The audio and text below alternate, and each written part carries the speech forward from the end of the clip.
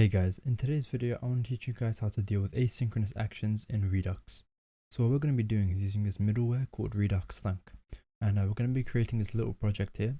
So we're getting data about the value of Bitcoin in the past certain amount of time. So here right now it's every past minute, and then we can set this to every 5 minutes, and you can see that we're using Chart.js to create this chart.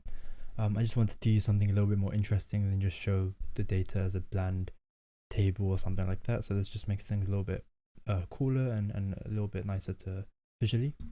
What we're going to be using is this API right here, the financial modeling prep. So this is a free API we're going to be using to make our requests to get all this data. And we're going to be using redux-thunk along with Redux and react-redux. This is Chart.js. We're going to be using this, but specifically we're going to be using the react-chartjs wrapper. And I think we're also going to use moment to deal with these times here. So to get started, let's open up our editor and install the basic dependencies. Okay, so now in our IDE, what we want to do is open up our terminal, and I'm going to run npx create react app and just specify the current directory. So this will just install the basic create react app boilerplate. So this will just take a moment and I'll get back when this is done. Okay, so now that we have the basic create react app boilerplate, we also want to add in our own dependencies. So what we want to do is type in npm I. We want redux, react-redux, moment, redux dev tools extension.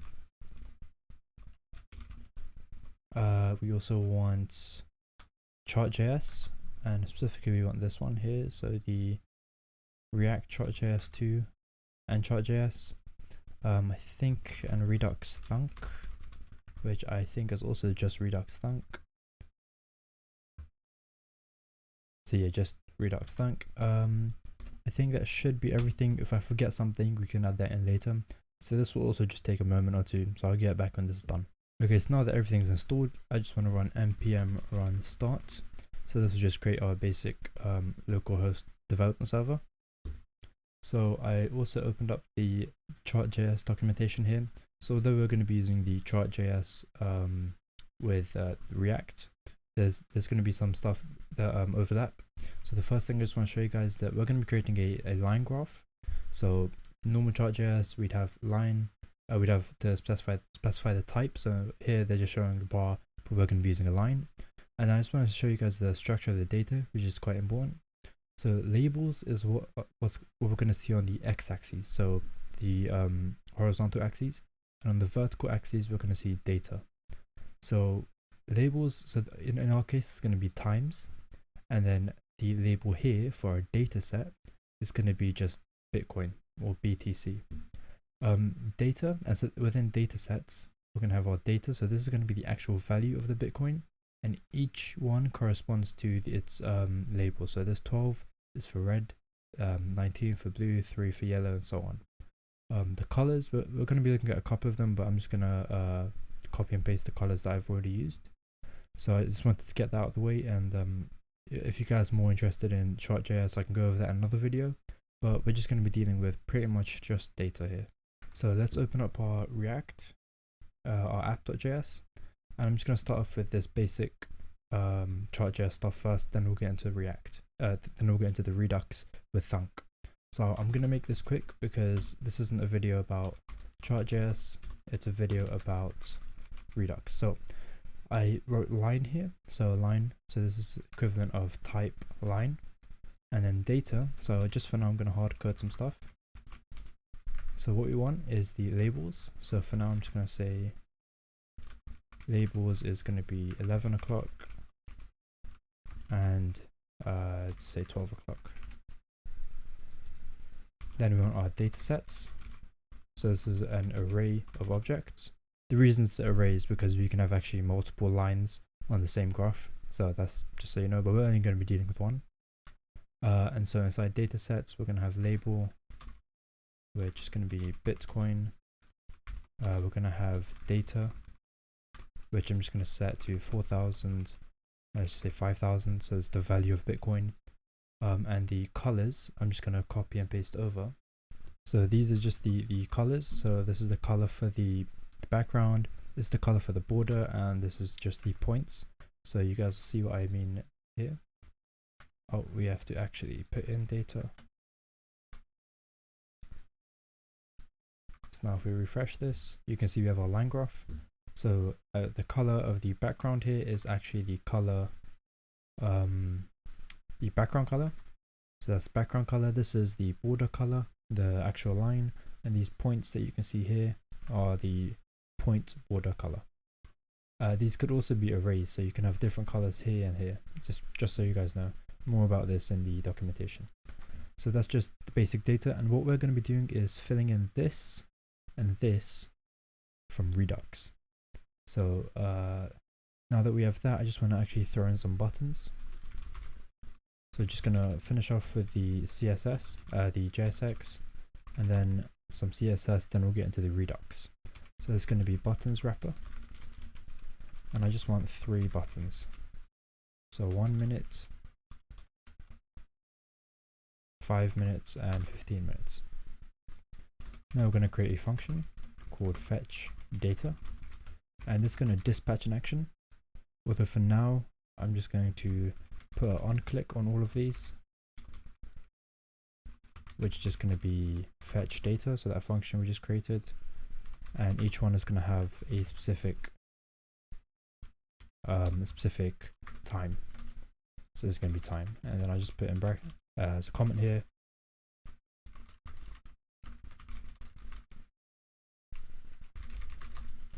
So just 2 more things I'm going to add here. First, I'm going to add in an input, and we actually want to create some state for this. So I'm just going to call this number, and set number going to be react.use state. So this is going to be the number of data points we're actually going to be getting. This should just be initially, I'm just going to set this 15 initially, and set on change here. We don't actually need these. So on change, I'm just going to set a number to event.target.value. And let's just give this, we don't actually need anything else. I think that should be it. So now let's just see. Yeah, we have these buttons here, and we have the chart. So now I'm just going to do the CSS. Oh, and actually, we are going to have a loading. Yeah, we're going to have a loading.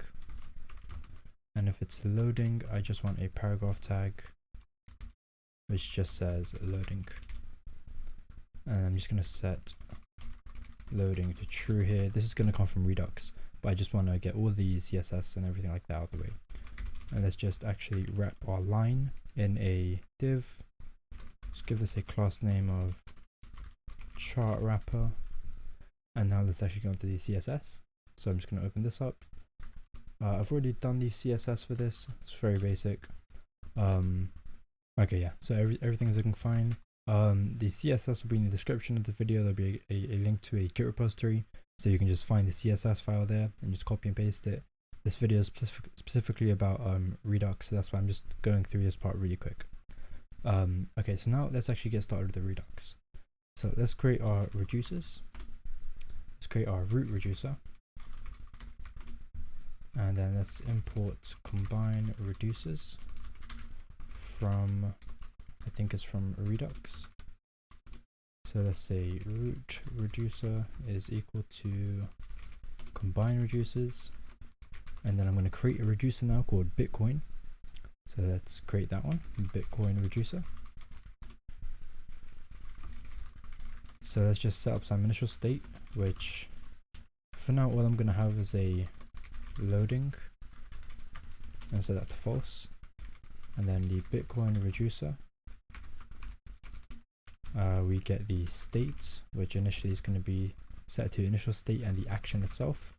What I always like to do is just take out the type and payload from the action. And actually for now we'll just return state. I'll create the switch statement later. So we're going to export default the Bitcoin reducer. Okay, so now let's import that here. So this is just basic Redux, that's why I'm going through this fast. If you guys don't know the basic Redux, there'll be a link to a video I did on just the basics of Redux.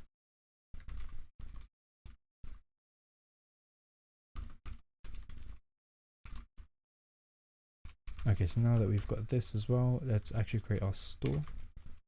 So Bitcoin reducer, and just export that, and then we'll create our store now. So we have our reducers. Let's create a new file, store.js. So store is going to be equal to, we need to get create store from redux.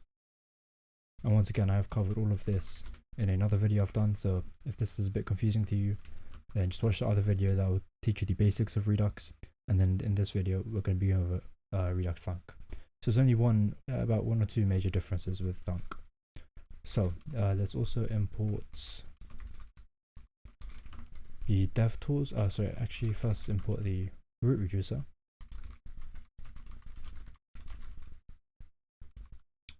So that's in reducers and then root reducer. So now we also need to import our compose with DevTools.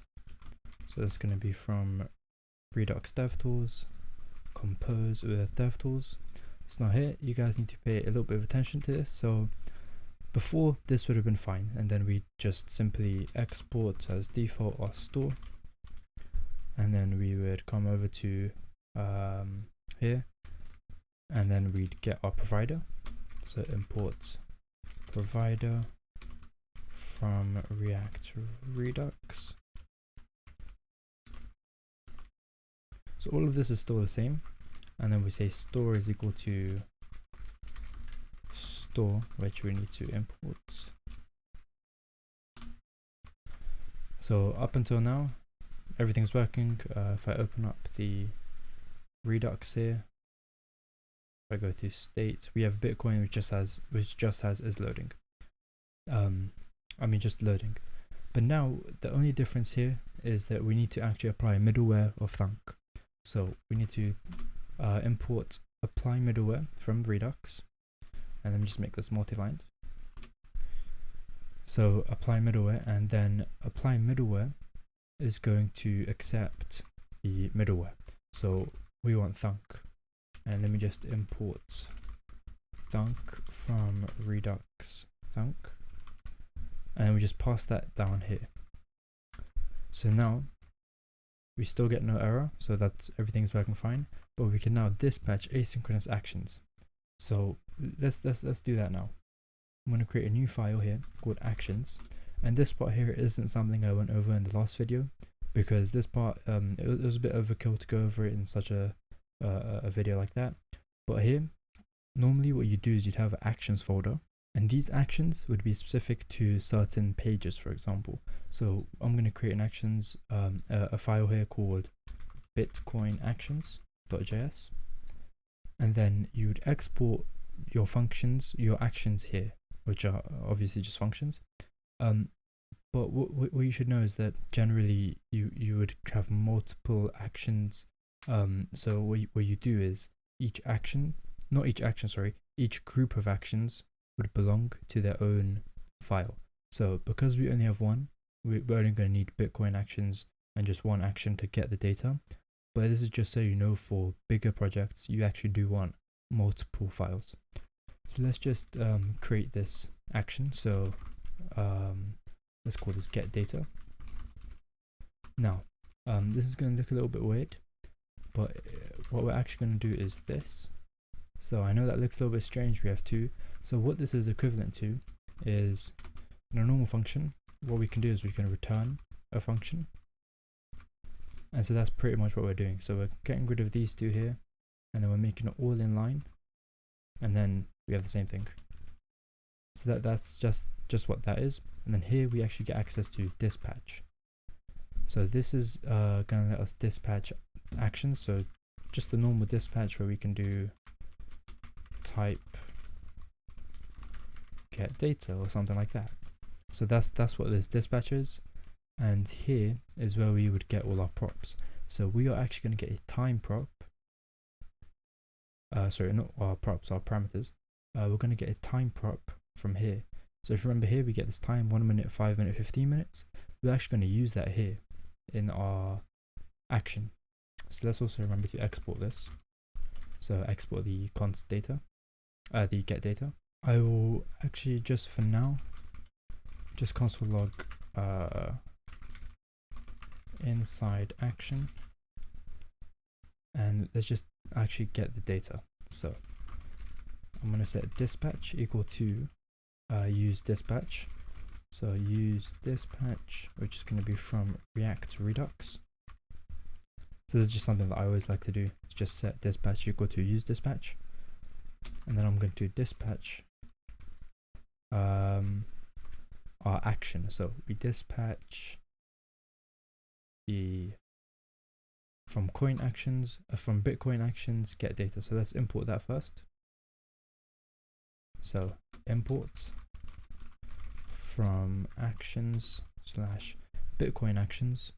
We want to import get data. So then our dispatch is going to be just get data. So now just to test this out, make sure everything's working, I'm going to click on this, and then we get inside action. Okay, so now you can see that this is working. Let's also pass in the time since we're already here. And I actually just realized we want to pass in one more thing, which is let's call this data count, actually num or number, and we'll set that to num, which is this right here. So the number of this value here, the number of inputs. And this is loading, we can actually remove, and instead just get I'm going to call it state. So use selector. And so just remember to import that from react-redux, and from the state, all I want is state.bitcoin. So then now this is going to change from loading to state.loading. That might be a bit confusing, and I just realized this is throwing an error because this should be an object, and I should set time to just time and number to num, and then in our actual Bitcoin actions I should just destructure from the parameters the time and number. So yeah, that was just a small error. But moving back to the state here, this might be a little bit confusing if you aren't familiar with this use selector. So what we're doing is from state, which is our entire Redux store, we're selecting the Bitcoin reducer. So here we're saying just Bitcoin, and then we're describing loading. So that is all this state.loading. And by default it's false. But if I change that here in the Bitcoin reducer, if I change that to true by default, we will get that again. So yeah, so that's working. Okay, so now let's actually get the data. So I'm just going to close up a couple of these. So we no longer need the root reducer or our store. We don't need the index, and we don't need the CSS. So I'm going to create a switch statement here in our Bitcoin reducer based off the type. So let's just create the default case where we're just going to return state. Now I want one for awaiting data, actually probably not data, awaiting Bitcoin. And for now I'm just going to return, we can return an object where we spread in state so it's immutable, and then also set loading to true. So that way, this is when we first make the request, we're going to dispatch awaiting Bitcoin. Then once we get the data, we're going to dispatch some other stuff, which we're going to set up now. So let's set up one for rejected Bitcoin. So this is if our request fails, where I just want to set state to loading false. And then let's also do one for success Bitcoin. And remember, these should be in all capitals. This is a good practice. And what we want to do here is return, so what we return here is actually going to be a little bit different. So I am going to once again spread in state, but I actually want to change the structure of this to be more like the structure of this. So let's just copy and paste this data into here. I'm going to set labels to nothing. Data set, we can keep that as Bitcoin. This data should be empty, and everything else should be fine. So now I'm going to let me just fix the indentation on this. Okay, so now what we're going to do is get all of this data from the actual from our payload. And I've actually just realized this might be a bit confusing to do in this way. So instead, what I'm going to do, I'm going to leave this here, or actually just comment it out for now. And we should probably make the API request, and then I'll show you guys how to fill this in. I think that would make more sense. So let's go to our Bitcoin actions and make the API request. So we're going to create a try catch. Let's import Axios.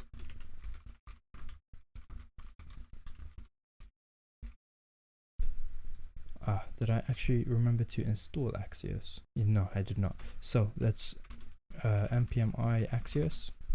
This will just take a moment. This is just what we're going to be using to make our API requests. So I'll get back to you when this is done. Okay, so I've now installed Axios. So I'm just going to run npm run start again. We can close up our old one. Okay, so let's first, we're going to dispatch. Awaiting Bitcoin. So type awaiting Bitcoin. Then what we're going to do is actually let's take a look at the documentation for the API. So the one that we want is the cryptocurrencies and the historic quote crypto quote. So we have the 1 minute, the 5 minute, and the 15 minute. And the data that we get back looks like this. So this is formatted because I use this JSON view Chrome extension, so you guys can just install that. But we get the date, the open value, the low, the high, and the close. So all we care about is the close and the date. So let's use that. So let's create a, say, const response is equal to await. And this is going to be we're going to be using async await, so we have to put async here. We're going to be awaiting Axios dot get as a get request, and the URL, I'm actually going to use template literals or backticks. The URL is actually going to be we can just copy it from here. So this is our URL, and then we close that up and close this. So in the URL we have this time part here. So what I'm actually going to do is just set this to time. So this will get all of the Bitcoin data for that time. And for now, what I'm going to do is console log response and response.data. So just to make sure that everything's working, let's just click 1 minute and then we get response. And specifically in the network tab, I actually just want to make sure that we're getting the right ones. So here we are getting the 1 minute. If I click 5 minute, we are getting the 5 minute, and if I click 15, we are getting the 15, and we're getting all 200s, and we're getting all the data. So that's working nicely. So next thing we want to do, well, let me just show you guys a slight issue we have right now. If you look at the data, the order that it's coming in is from from now to the past. So we want to actually swap around the order, because otherwise in our table we'd have, for example, 12 o'clock here and 11 here, which isn't very intuitive. So we actually want to reverse the order of this. So let's do a for loop. That's I equals 0. I think I is less than response.data. Yeah, I think that should be fine because the responses are actually an array. Dot length.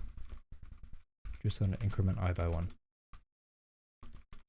So I want to create 2 arrays. So labels and just data. So what I'm going to do is labels dot push. Actually, let's do data first. So data dot, we're not going to do push actually, we're going to be doing unshift to reverse the order. So push pushes an item to the end of an array, unshift pushes it to the start. So we're going to be unshifting the response dot data for this index dot and then close. So I'm going to copy and paste that and say labels dot unshift response.data.date. So it is, yep, it is date. And one more thing we're going to have to do is import moment from moment. And we're going to have to actually format this because I don't think this looks too great. So if we do moment, and then we pass in the time, and we can format it to, I think LM is the correct one. Oh, I just checked, it's actually LT. So now with that, what we want to do is actually, first let's just console log to make sure everything's working. So data is just going to be data, and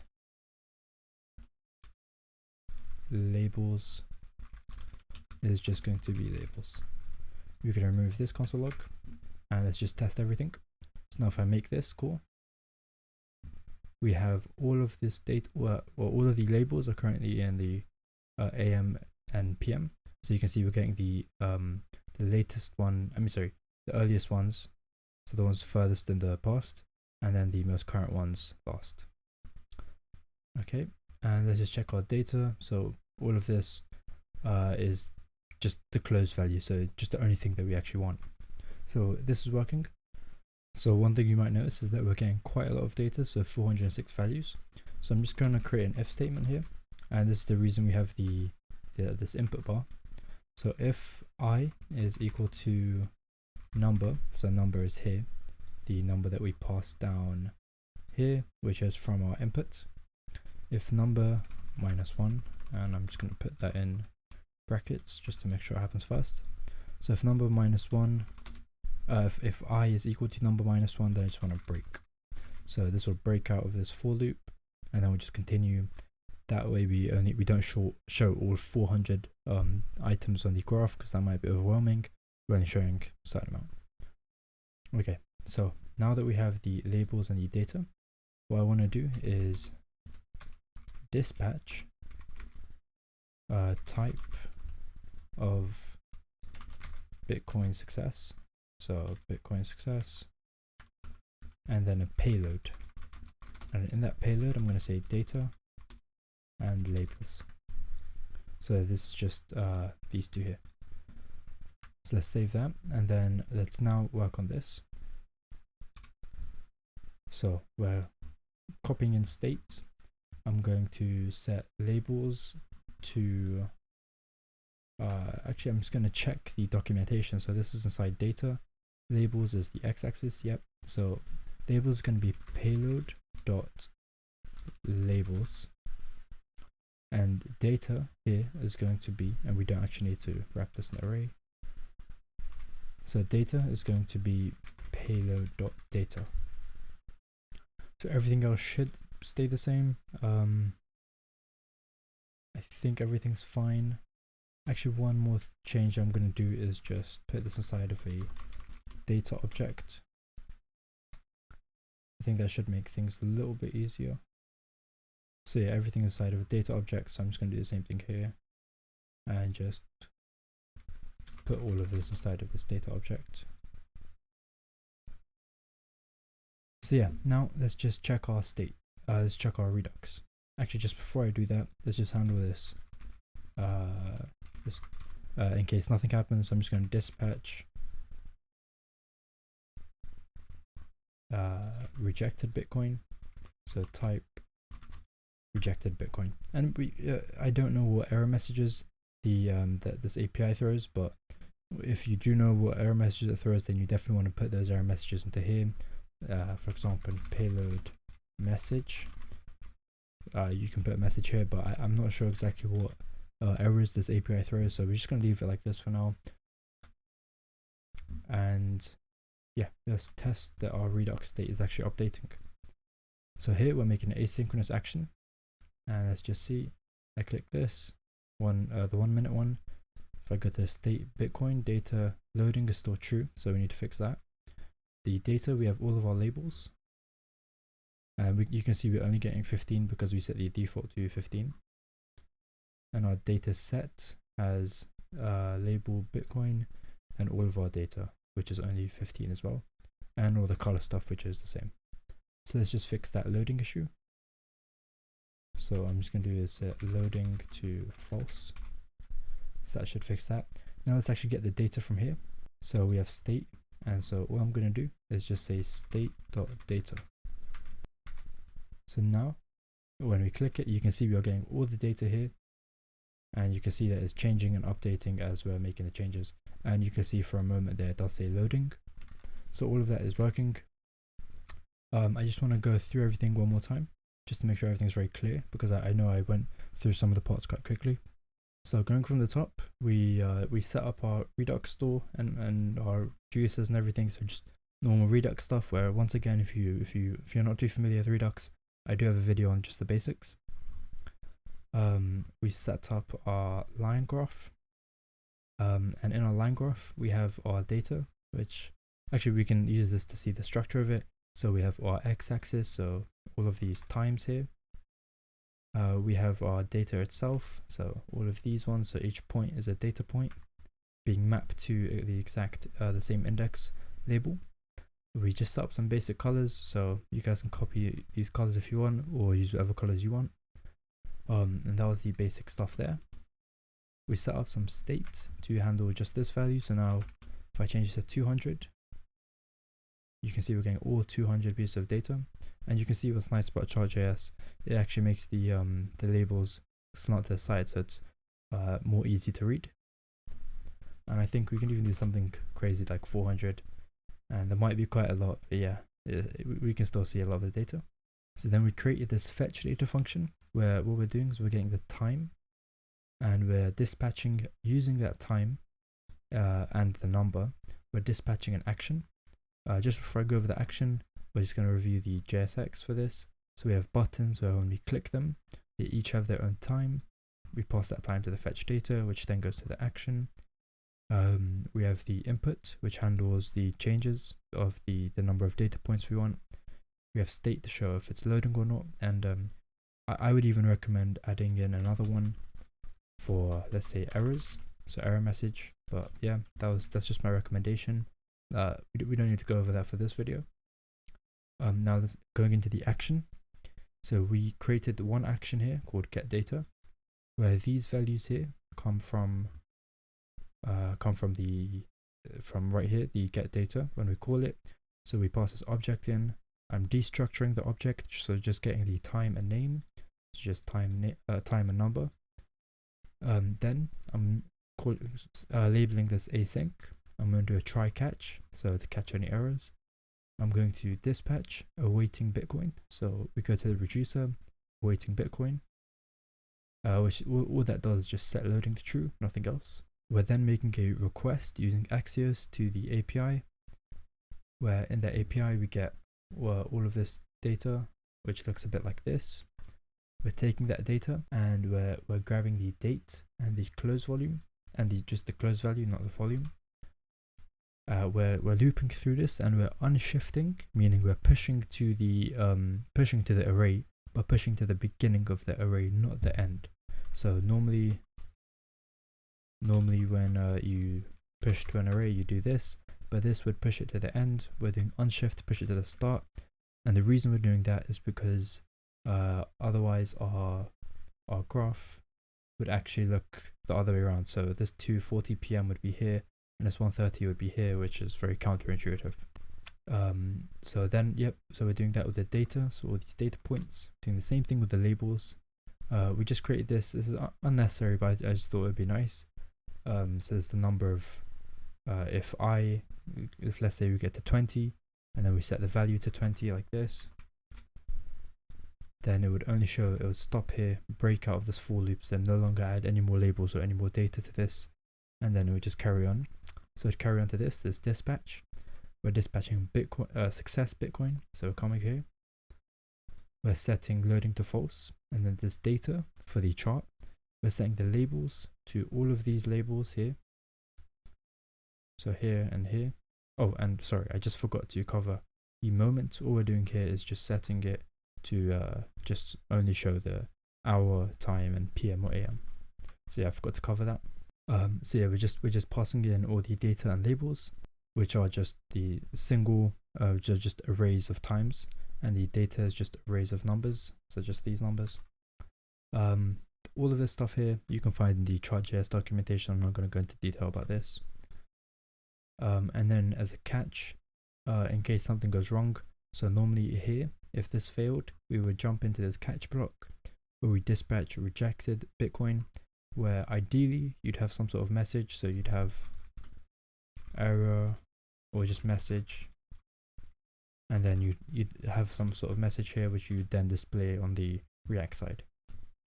I hope you guys enjoyed this video. I tried to make this video a bit more interesting by using Chart.js, so it's quite a cool little library, and I hope you guys get the basics of redux-thunk, which is that we just use dispatch here, and then we're able to make asynchronous calls. So I hope all of that made sense. Sorry if this was a bit fast. I tried to make these videos not too long, but they always run long.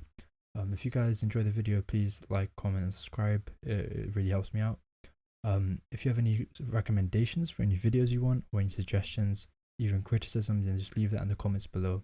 Or if you have any questions, I'll make sure to respond to those as well. So yeah, thanks for watching.